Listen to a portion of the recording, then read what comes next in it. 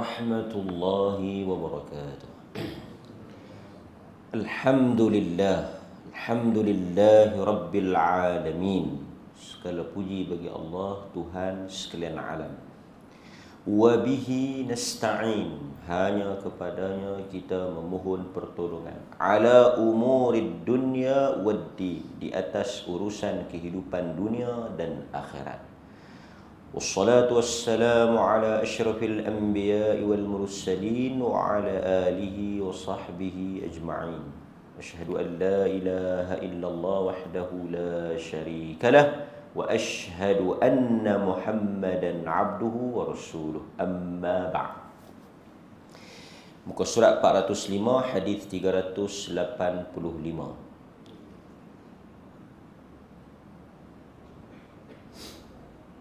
Hadis yang berhubung dengan bohong yang dibolehkan. Tapi diletak tajuk di sini, bab yunmi khairan bainan nas. Bab menyebarkan kebaikan dalam kalangan manusia. Haddathana Abdullah bin Salih qal haddathani Al-Laits qal حدثني يونس عن ابن شهاب قال أخبرني حميد بن عبد الرحمن أن أمه أم كلثوم ابنة عقبة بن أبي معيط أخبرته أنها سمعت رسول الله صلى الله عليه وسلم. Daripada Abdullah bin Salih menceritakan atau menyampaikan, meriwayatkan, haddathani, telah meriwayatkan, haddathana, telah meriwayatkan kepada kami, kata Abdullah bin Salih telah menceritakan atau telah mengkhabarkan kepadaku Al-Laits. Qal haddathani Yunus, telah mengkhabarkan kepada aku Yunus. An ibn Shihab, daripada Ibnu Shihab, beliau berkata, Humaid bin Abdul Rahman, bahwasanya Humaid bin Abdul Rahman ni meriwayatkan kepadaku daripada ibunya, bahwasanya ibunya yakni Umma Kulthum ibnata Uqbah bin Abi Mu'aid.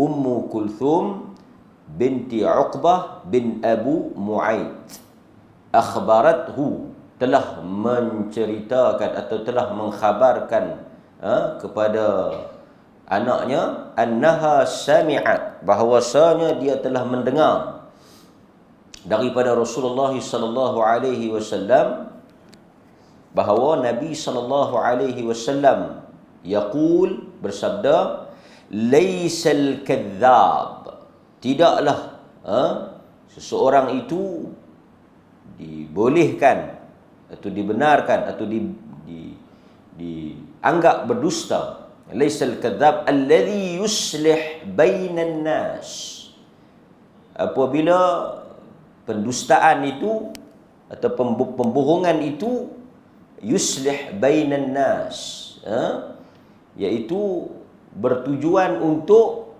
memperbaiki hubungan di antara dua pihak, kan? Fayaqulu khair au yumni khair. Seseorang itu apabila dia bertujuan untuk islah, memperbaiki atau memperelokkan, mengharmonikan semula hubungan di antara dua pihak, maka dia tidak dianggap sebagai pembohong. Lalu Nabi sallallahu alaihi wasallam sambung lagi. Nabi kata, yurakhisu fi syai'in mimma yaqulu an-nas min al-kadhib illa fi thalath. Yurakhis, dilonggarkan, diberikan kelonggaran atau kemudahan, rukhsah, fi syai', di dalam sesuatu hal, yang maksudnya pembohongan, yang pendustaan ataupun kita cakap bohong yang dibolehkan lah, kan? Diberikan kelonggaran itu illa fi thalath, maksudnya tak boleh melainkan di dalam tiga hal ataupun tiga keadaan. Al-islah bainan nas, iaitu untuk memperelokkan hubungan di antara manusia. Wa hadithur rajul imra'atahu, dan juga hadithur rajul ni percakapan seorang suami kepada isterinya. Maksudnya apa dia? Pembohongan suami ke atas isteri dengan tujuan untuk mengelakkan pergaduhan. Kan? Suami bohong kepada isteri. Disebut sini wa hadithi ar-rajul imra'atahu wa hadithi al-mar'ah zawjaha, dan juga kata-kata seorang isteri kepada suaminya. Maksudnya dia ada kelonggaran dalam tiga hal itulah. Memperelokkan hubungan di antara dua pihak, perkataan atau percakapan seorang suami kepada isteri, dan sebaliknya isteri kepada seorang suami, yang mana tujuan pembohongan itu ataupun tujuan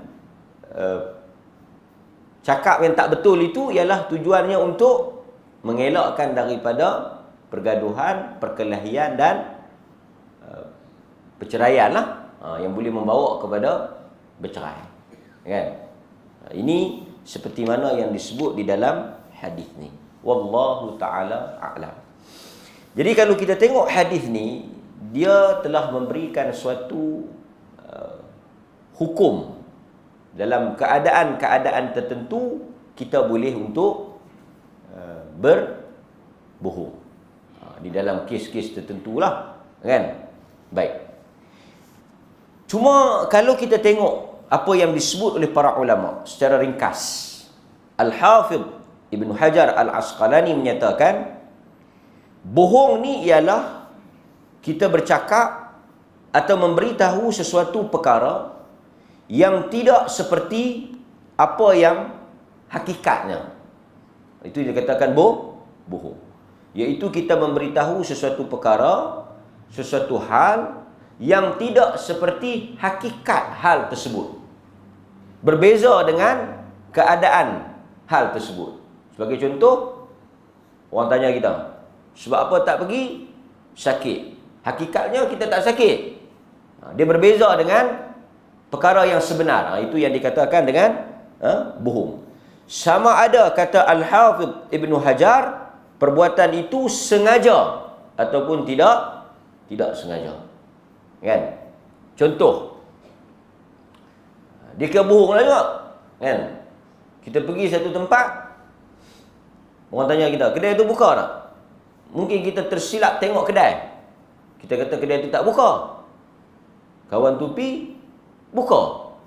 Dia kata bohong kau ni. Aku tanya dia, kata tak buka. Ni buka. Dia kira bohong lah. Sebab tidak seperti hakikat. Cuma dalam kes itu dia tak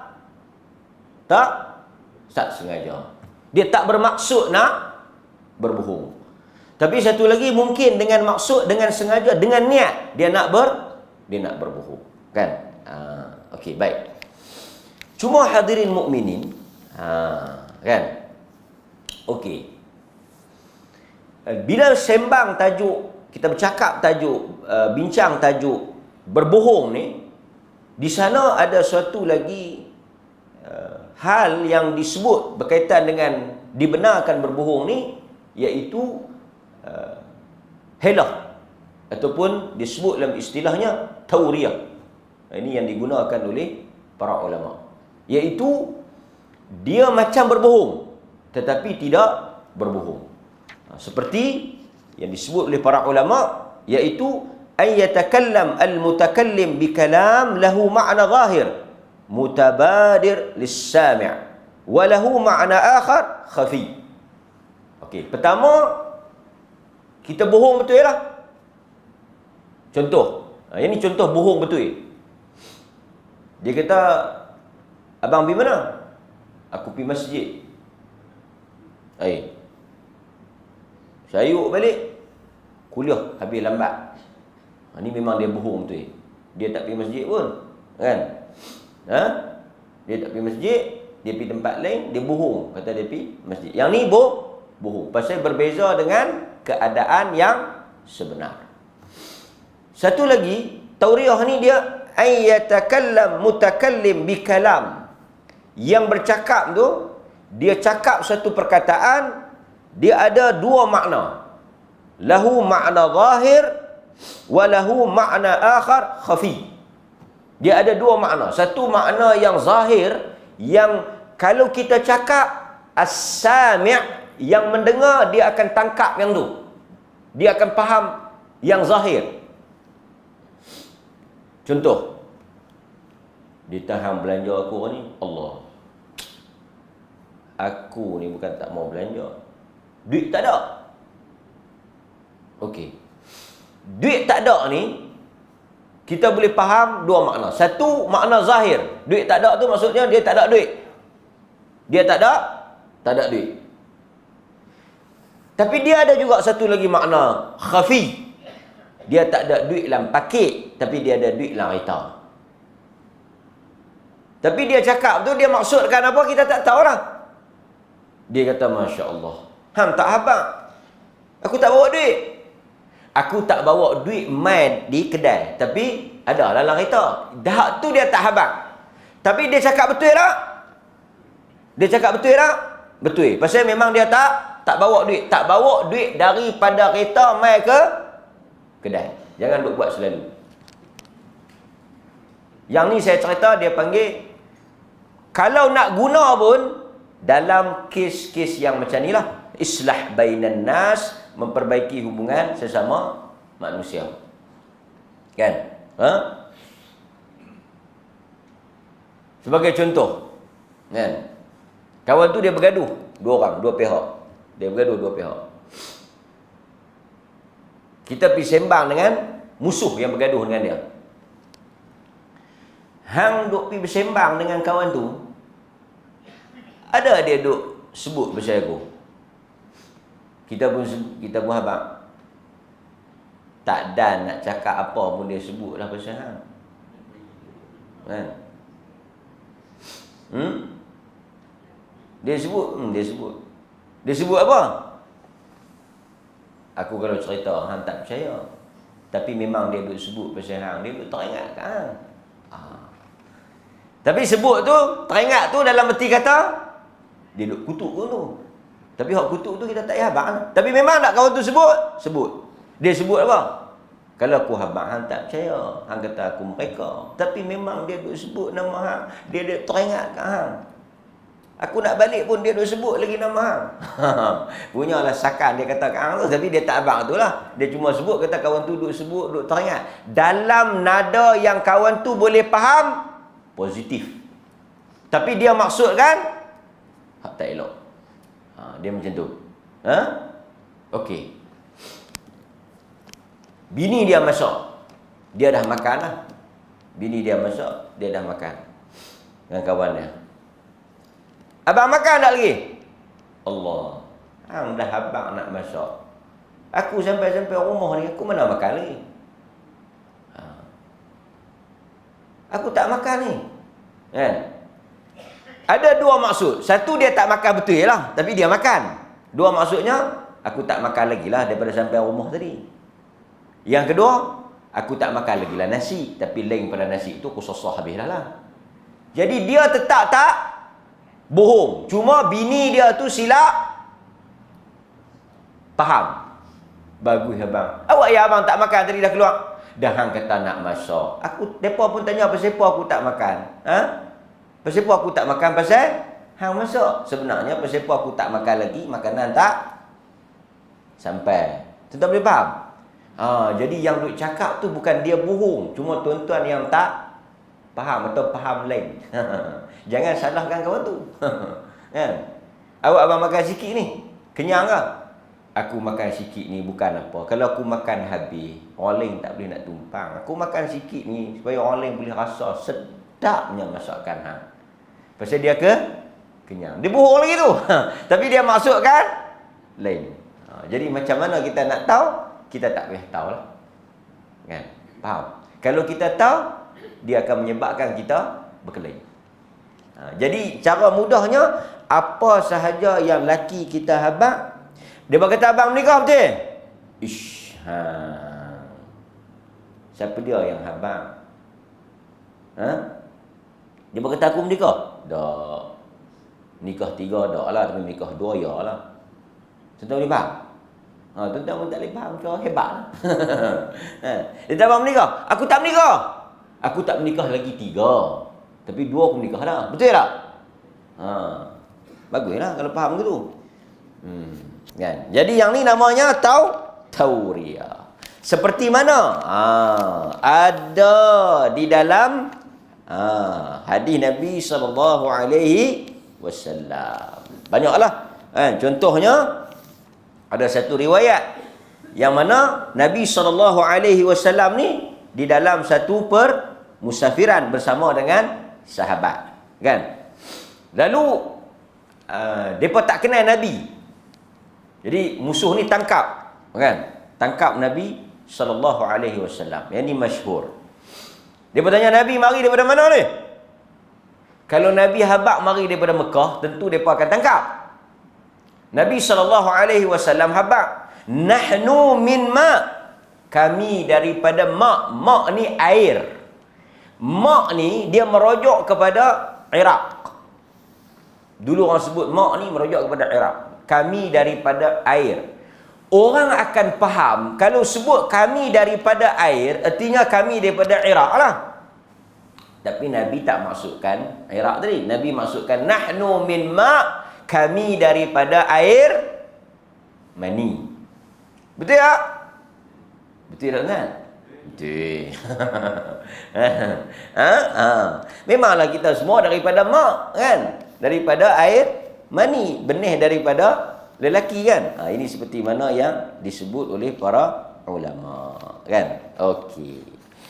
Cuma hadirin mukminin, Al-Imam An-Nawawi rahimahullahu ta'ala, dia menyebut ada beberapa syarat lah untuk kita nak melakukan tauriyah ni. Based on hadis ni lah. Maksudnya tak boleh dilakukan sewenang-wenangnya, kerana dia saudara kepada dusta.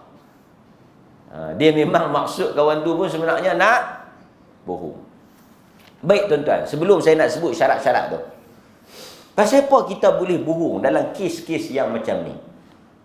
Kerana di sana dia ada beberapa pertimbangan yang kita anggap sebagai mudarat yang lebih besar daripada mudarat yang satu lagi. Kalau tuan-tuan cakap betul dalam situasi tersebut, kesan daripada tuan-tuan cakap betul itu menimbulkan implikasi, kesan, akibat yang lebih buruk. Jadi orang yang nak cakap tu dia kena timbang tara tengok. Kalau dia cakap betul, kalau dia cakap jujur dalam kes seperti mana suami isteri, mungkin boleh membawa kepada perceraian. Nampak?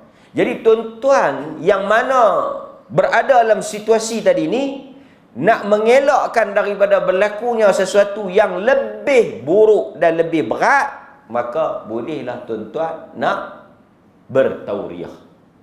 Ini bukan sahaja untuk suami, tapi juga untuk rakan sekomplot, yakni orang yang terlibat. Dia kata suami saya pergi jumpa ustaz buat apa? Membincang tajuk-tajuk agama. Berkahwin sebahagian daripada tajuk agama. Kahwin tajuk agama. Dia tanya hukum hakam. Dia tanya hukum hakam. Tanya hukum hakam, iaitu macam mana kita nak kahwin dua, perlu tak saksi, wali ni boleh tak boleh mai, kita boleh tak minta wali hakim. Semua tu tajuk agama. Soal, jawab, hukum. Jadi betul saya tak bohong. Ada dia sebut pasal nak kahwin. Dia tak sebut pasal nak kahwin, pasal dia sebut ni nikah. Dia tak guna perkataan kahwin, dia guna perkataan, dia sepatah tak sebut kahwin. Tu no, ialah sebanyak kami sembang, kami sebut menikah. Saya tak bohong. Jadi boleh. Yang ni dia panggil menyelamatkan keadaan. Jadi tuan-tuan janganlah bendoi sangat. Kan? Janganlah betul. Aku ni jangan bohong. Cakap bagi betul. Kita janganlah cakap bagi betul kan.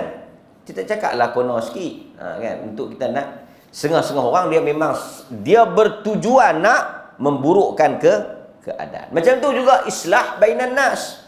Kan? Kita tahu dua pihak berselisih pendapat, berbeza pendapat, berkelahi, kita jangan menambahkan lagi minyak di atas api yang marak. Kita letak air, padamkan api tersebut, kan?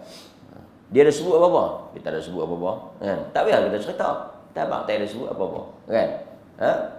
Macam saya bagi contoh, kan? Satu orang dia terlupa pergi makan kenduri. Kita boleh bohong, kan? Dia pergi makan kenduri.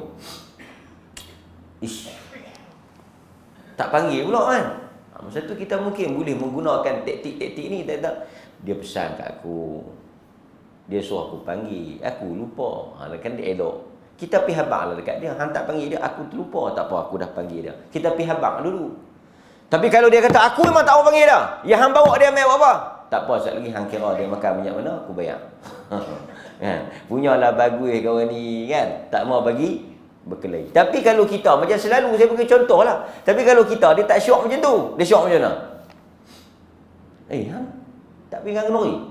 Kenuri siapa? Tu kenuri kawan tu. Dia tak panggil aku. Boleh dia pergi panggil orang lain, dia tak panggil hang. Sampai hati dia, aku yang duk mana halatoh dia boleh panggil, hang yang duk satu taman dia tak panggil. Pelik betul no. Betul dia tak panggil hang. Dia tak panggil. Ada tak kenal tak mana ke? Kawan tu daripada tak ada apa, tak bersangka apa dengan dia punya percakapan tadi ni, terus jadi sangka buruk. Tak apa.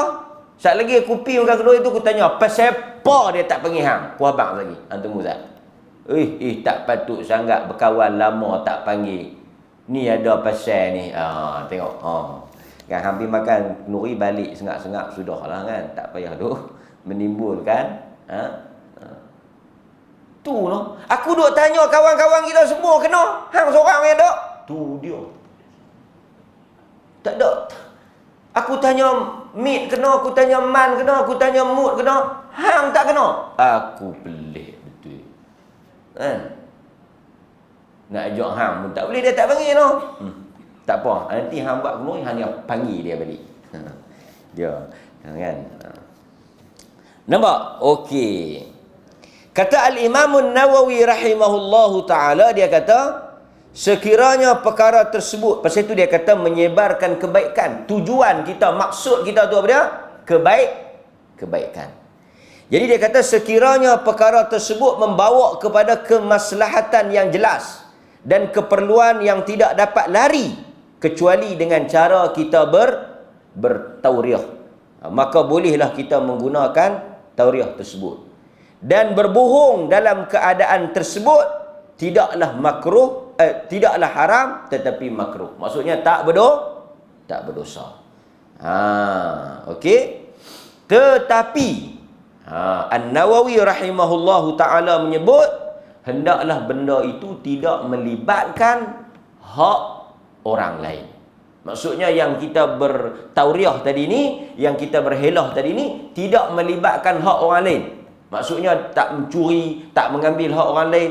Contohnya ada tak dia sebut nak bagi kat saya. Memang dia sebut nak bagi kat kita. Tapi kita bohong kata dia tak sebut, dia tak mau bagi kat hang. Kita ambil yang ni dianggap haram. Kata Al-Imam An-Nawawi, tidak membawa kepada mengambil hak orang lain, tidak membawa kepada menafikan hak orang lain. Mestinya tidak bersangkutan dengan hak ataupun benda yang dimiliki oleh orang lain. Maksudnya tak berlaku penganiayaan kepada orang lain. Benda tu hanya melibatkan kita dua dan kesannya juga adalah kesan yang lebih baik. Yang tu tak apa. Boleh? Kan? Okey. Ni. Hang ambil kan? Hang ambil tu. Apa? Sat lagi kalau dia tanya aku abang kata aku tak nampak. Kan? Lah ni hang ambil, hang jangan tunjuk kat aku. Ambil. Ambil lah. Okey, ambil lah. Saya kalau dia tanya, nampak tak siapa-siapa ambil? Aku tak nampak pasal masa hang ambil aku tengok belah ni. Betul tak? Dia nampak ke tak? Dia tak nampak. Cuma kawan tu akan tanya, hang nampak tak? Aku tak nampak. Tapi kalau dia tanya soalan kedua, hang tahu tak? Yang tu dia tahu. Beza tu. Nampak dengan tahu beza. Tadi masa beg duit aku hutang ni, hang ada nampak tak siapa ambil? Aku tak nampak. Aku tak nampak. Siapa ambil pun aku tak nampak. Memanglah pasal dia suruh kawan tu ambil, dia tahu, ambil lah. Lepas tu dia pergi jumpa tanuk, ada berapa? Ada 300, ambil aku 50 dah. Beda. Tak. Tak boleh ya. Yang tu tak boleh, kan? Demikian juga tuan-tuan, sebagai contoh, kan, yang disebut oleh para ulama, seperti dalam peperangan al-harb, Nabi sebut al-harbu khida'ah. Peperangan itu ialah pembohongan. Maksudnya dalam taktik perang kita boleh mengecoh, kan? Contoh, musuh tanya, hampa bayar berapa orang ni? Allah, kami mai 5 orang ya. Kalau hampa serang kami mati cerah. Pasal apa abang kita mai 5 orang? Bohong tu dosa. Dia boleh abang, 5 orang yang depa mai. Kan? Jadi kita boleh bohong. Mai berapa orang? Semua tentera berapa orang? Kami ni saja ni 5 orang. Di belakang tu, kalau hang tengok, tak kurang daripada 500,000 orang. Tak tahu mana. Dia dengar pun dia jadi takut. Jadi dia panggil apa? Dia panggil al-harbu khida'ah. Tactical. Perang ni dia kena main taktik. Dia tak boleh betul. Cuma sebahagian orang dia gunakan hadis ni, dia aplikasi di dalam pilihan raya. Dia kata pilihan raya ialah peperangan. Jadi di dalam pilihan raya kita boleh menggunakan hukum hakam peperangan, terpakainya hukum hakam peperangan. Kalau dibenarkan kita berbohong di dalam peperangan, kita juga boleh berbohong di dalam pilihan raya, kerana ini adalah juga peperangan yang melibatkan menang kalah. Jangan memang itu tak ada dalil tu, kan? Nampak? Tapi yang tu semua terpulang kepada tuan-tuan lah, kan? Kalau tuan-tuan rasa pilihan raya ni peperangan, tuan-tuan bolehlah berbohong. Kan? Baik. Hadirin mukminin, okey. Jadi kalau kita tengok, dalam hadis ni dia kata tidak boleh berbohong kecuali untuk mendamaikan dua pihak. Kan? Contoh perkelahian antara suami isteri, perkelahian antara anak dengan ibu bapa, jiran tetangga. Maka dalam keadaan itu kita boleh berbohong lah, ataupun kita boleh untuk mengelakkan daripada perkelahian. Kita tujuan islah. Kalau boleh kita pergi cakap bagi mereka tu berdamai. Itu lebih baik, kan? Kata Ibnu Syihab, yang macam hadis kita baca tadi, aku tidaklah mendengar sesuatu yang diberikan keringanan untuk berdusta di dalamnya kecuali pada 3 perkara. Peperangan, ditambah dalam riwayat yang lain, peperangan. Ni dalam lafaz Muslim. Dalam riwayat ni dia tak sebut, kan? Tapi dalam riwayat ni dia kata, Ibnu Syihab Az-Zuhri kata, iaitu peperangan mendamaikan, atau yang saya kata tadi, peperangan tadi, mendamaikan dua pihak yang berkelahi, dan perkataan suami pada isteri, isteri pada suami, dengan tujuan dan maksud membawa kebahagiaan pada rumah tangga. Tapi tuan-tuan, wallahu a'lam, kebanyakan suami ni yang dia cakap tak betul ni, dia bukan nak menzalimi atau nak menganiaya isteri dia, cuma dia nak mengelakkan daripada. Dia fahamlah suami dia, isteri dia macam mana. Dan pembohongan ni tidak membawa kepada kemerbahayaan isteri dia, tak ada kan? Dan lebih baik tuan-tuan, lebih baik tuan-tuan tak tahu. Okey, saya nak tanya orang perempuan. Lebih baik dia tahu ke dia tahu ke atau dia tak tahu? Lebih baik dia tak tahu. Bila dia tak tahu, makan lalu, tidur lena, kan? Daripada dia duduk kalut nak tahu. Bila dia tahu, makan pun tak lalu, tidur pun tak lena, duduk makan hati, lepas tu masuk wad. Buat teruk-teruk lah ni, biar buat tak tahu ya. Kan? Apa ni biar pi. Janji bila dia buka tung berah, penuh berah. Buka dalam peti air, tergolek ikan, penuh makanan dalam peti air. Semua terjaga. Biar pi dia nak menikah 30 pun. Kan? Tak payah dia ambil tahu. Hidup tenang, aman, damai. Kan? Ni dia duduk sesat, duduk syok wasangka. Ambil baju tengok, ada cap pun. Cium bau. Oh, ni semua dia hidup dalam kerisauan, ketakutan, syok wasangka. Akhirnya benda ni bila emosi tak stabil, emosi dia nak tanya takut tapi dia duduk syok. Kan? Lepas tu dia duduk, tuan-tuan, tak payah susah hati. Banyak saya kata ada yang kahwin-kahwin ni, saya tak kisah ustaz, biar pi kat dia. Dia bagi saya duit, saya lapar, saya pi makan. Saya ni nak beli apa, saya jalan. Bagus kok, tenang, aman dan damai. Kalau tahu nak buat apa? Kalau tahu kita juga usah hati. Dia abang apa kita percaya? Pi mana abang? Hari ni ustaz ajak pi dakwah mana kata. Alhamdulillah abang, pi dakwah kak sikit. Ustaz dia pun tak ada orang lain nak cari teman. Aku juga dia ajak. Kan? Lepas tu ustaz pula, kalau bini dia tanya, bohong. Ish, nak balik dah tadi ni, haji tu pula ajak pi teman dia, pi tengok apa dia nak wakaf anak yatim apa, tak tahu. Lawan pakat guna kan. Tapi kena pesan elok. Kena pesan, takut apa, saat lagi bini kita pergi jumpa dengan haji tu. Haji pergi tengok tanah mana itu, ajak suami saya kata nak wakaf apa pula. Oh, ada lah sikit, dua relung apa semua. Haji tu kena pandai lah juga. Jangan haji tu betul. Tanah mana? Saya hak rumah pun tanah bini ya. Bila saya ajak dia pergi tengok, yang ni tak bagus ya, kan. Bukan partner of crime dia panggil. Yang ni tak boleh pakai. Kan.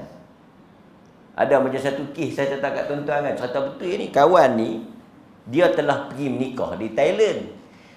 Masalahnya dia bohong kata kawan dia yang ajak pi. Oleh kerana lelaki.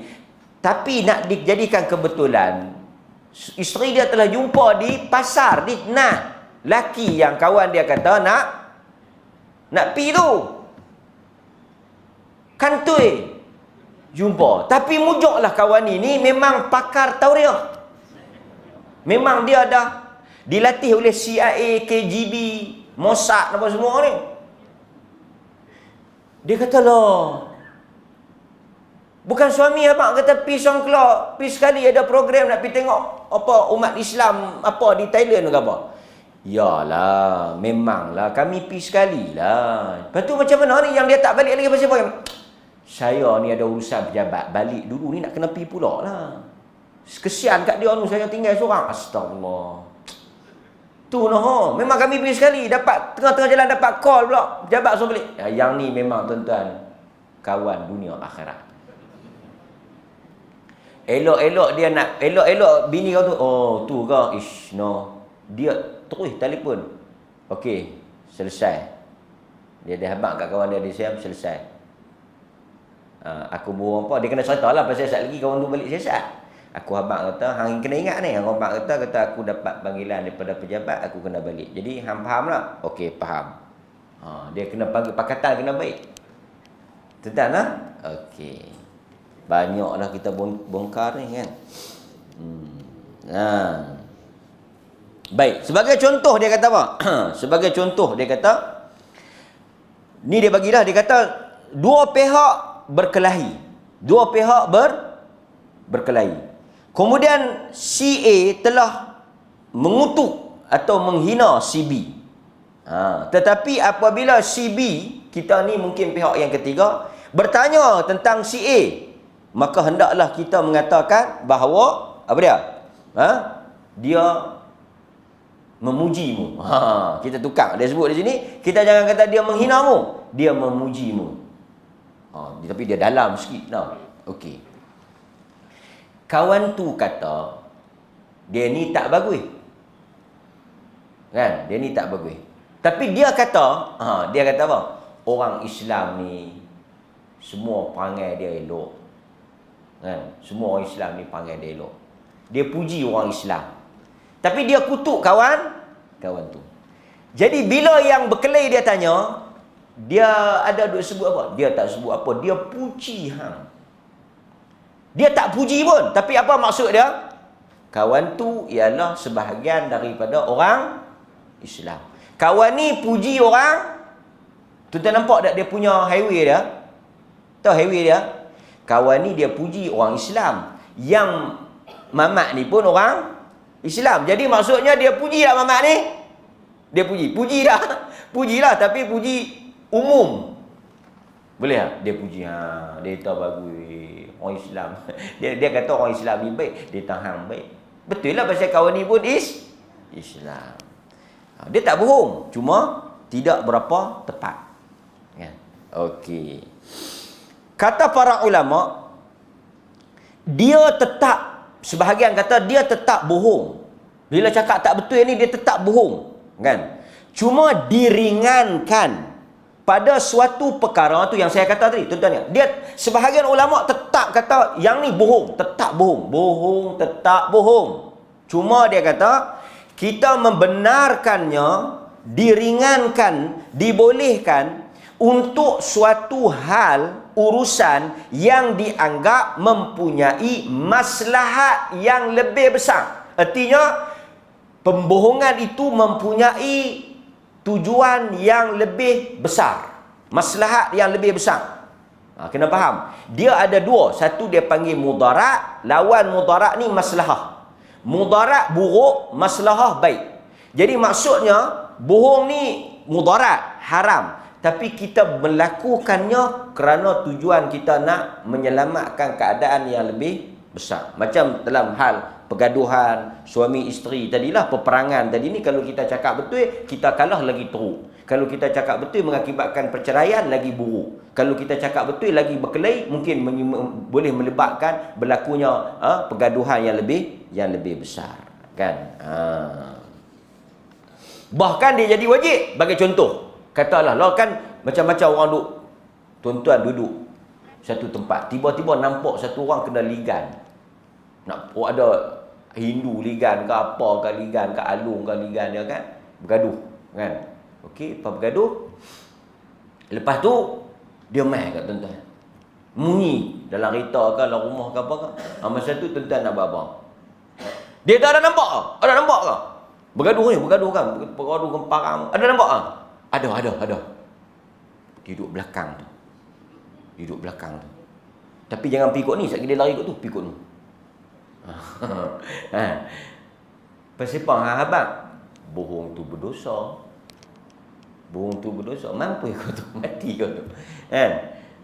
Kita abang lah. Kan? Dia memang ada nampak ke? Dah sejak saya duduk di sini saya tak nampak. Masa kamu tu mai, dia berdiri. Sejak saya duduk ni, saya tak nampak. Tapi kalau masa saya berdiri tadi, ada lah saya nampak. Tapi takkan kita nak habaq dengan parang apa semua, kita tahu dah dia nak pukul apa semua. Nampak? Ini kita kena cerita. Nampak? Jadi yang ni dia panggil apa? Yang ni panggil wajib, kan? Okey? Pasal tu setengah orang dia tanya dekat bini dia. Bini dia tanya lelaki dia, sedap tak? Dia kata, jangan masak lah.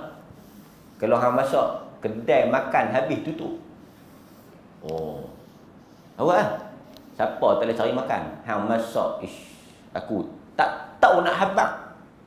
Bini dia punya syok duk faham, kata tak tahu nak habaq punya sedap. Tapi laki dia lah hati tak tahu nak habaq punya teruk hang masak ni. Kan? Kan? Jadi tuan-tuan kena hati-hati, kan? Okey. Pertama, istilah bohong sunat. Tuan-tuan, bohong ni kalau kita kata sunat ni artinya bila kita bohong dapat pahala. Boleh kita faham dalam keadaan macam ni lah. Pasal memang ada bohong yang wajib. Bukan ada bohong sunat ya, bohong yang wajib. Seperti dalam situasi tadi ni, kalau kita cakap betul mengakibatkan berlakunya hilang nyawa, maka dalam keadaan tu memang disebut ada keadaan yang mana tauriah ni atau bohong, kita sebut bohong lah, wajib dalam situasi bahaya tadi. Contoh, kita nampak satu bapak duk pukul anak dia atau laki duk pukul bini dia. Anak dengan bini ni lari main rumah kita. Waktu tu kita wajib. Ada nampak anak saya? Ada nampak anak saya? Aku tak nampak. Masa tu kita wajib bohong. Kita wajib bohong masa tu. Kalau kita cakap betul, berdosa kita. Pasal mengakibatkan mudarat. Kalau sunat tadi, mungkin kita boleh faham bohong sunat tadi apa dah? Bohong sunat tadi artinya dengan kita berbohong tadi, mendamaikan dua pihak. Menyelamatkan hubungan dua pihak. Jadi bila mereka berdamai, kita dapat pahala? Dapatlah. Kita mengelokkan. Tapi tuan-tuan, selalunya kita ni hala ke nak ada juga tu yang kata talbis iblis tu. Aku ni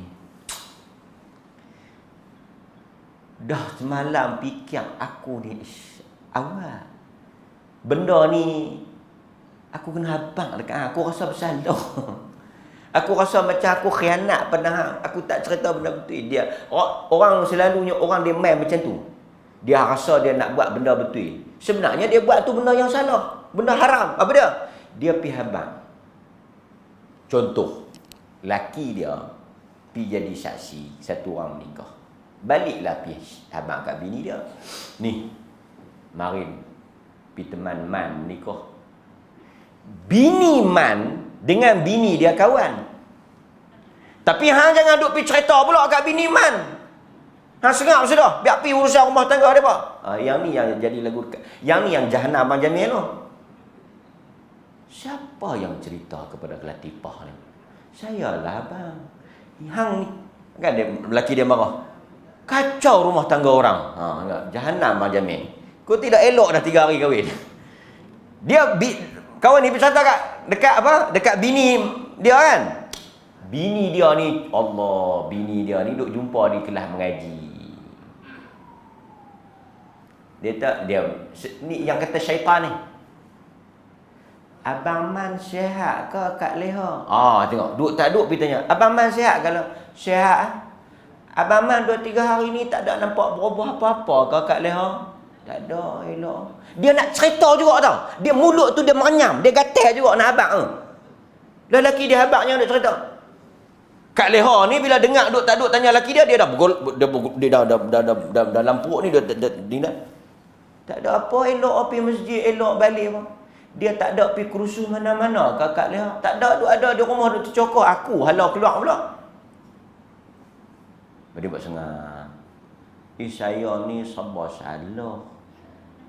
Kalau tak cakap, saya rasa macam zalim, naya kaum sejenis pula kan. Dia buat ayat. Saya ni rasa tanggungjawab lah nak habang. Tak ada siapa tanggungjawab hang nak pergi habang. Mulut hang tu gatal. Awak pasal apa? Tak apalah, tak payahlah Kak Leha, tak payah tahu lah, biar pergilah, biar saya simpan lah. Tak payah tahu pun tak. Dah hang habang setengah jalan lah, hang duk buat tak mau habang apa. Cerita apa dia? Ada apa? Tak, daripada awal tak payah, biar pergi mengaji, sadaqallahul azim. Nak balik dulu Kak Leha nak, salam kat Bang Mai elok-elok nak. Sudah. Tapi kita rasa ni tak ada subuh, tak mesej dah. Sat lagi lepas kelas mengaji yang balik sat kita sembang sat. Ni sebelum subuh lagi dah habaq. Sedangkan benda tu kalau kita tahu, pertama tak ada pasal nak pergi habang. Yang kedua, laki kawan tu tak buat benda haram, dia pergi buat benda halal, dia pergi menikah dan tak ada kaitan dengan kita. Tanda baik orang Islam tak payah masuk campur. Cuma laki dia habang lah kat perempuan tu. Ceritalah sambil nak tidur. Tuan-tuan. Jadi yang ni dia panggil maklumat bersilang. Boleh? Okey. Dan yang terakhir, kalau tuan-tuan boleh tengok kata Ibnu Hajar, apa dia Ibnu Hajar kata? Last sekali Ibnu Hajar kata, wattafaqu ala anna al-murad bil kadhib fi haqq al-mar'ah wal rajul innama huwa fima la yusqit haqqan alayh aw 'alayha aw akhdha ma laysa lahu aw laha. Kan, au akhdhi ma laysa lahu aula. Dia kata ulama sepakat bahawa yang dimaksudkan berbohong antara suami isteri adalah bohong yang tidak menggugurkan kewajipan atau mengambil sesuatu yang bukan haknya. Dia kata para ulama sepakat. Dia kata wattafaqu, ittifaq ala anna al murad, yang dimaksudkan dengan bil kadhib fi haqqil mar'ah wal rajul. Dia kata berbohong antara suami isteri ni, Syarat dia apa? La yusqit haqqa, tidak menggugurkan alaihi atau alaiha, ke atas suami isteri ni hak masing-masing. Jangan berbohong sampai tak bagi nafkah, tak bagi hak, tak bagi apa yang perkara yang wajib lah. Jangan sampai macam tu. Syarat dia tidak menganiaya dan tidak membawa kepada ni. Abang pasal apa tak beli lauk, tak beli beras, tak beli, aku tak ada duit. Yang ni termasuk dalam haram lah kan. Kerana itu melibatkan hak isteri. Boleh? Kan? Baik. Wallahu ta'ala a'lam. Jadi kita kena balik pada niat tadi. Maksud kepada perkataan yang kita nak sebut. Okey, cuma tuan-tuan timbanglah, benda ini bukan sesuatu kebenaran yang boleh diguna sewenang-wenangnya. Wallahu ta'ala a'lam. Sallallahu ala nabiyina Muhammad wa ala alihi wa sahbihi wasallam. Walhamdulillahi rabbil alamin. Wassalamualaikum warahmatullahi wabarakatuh.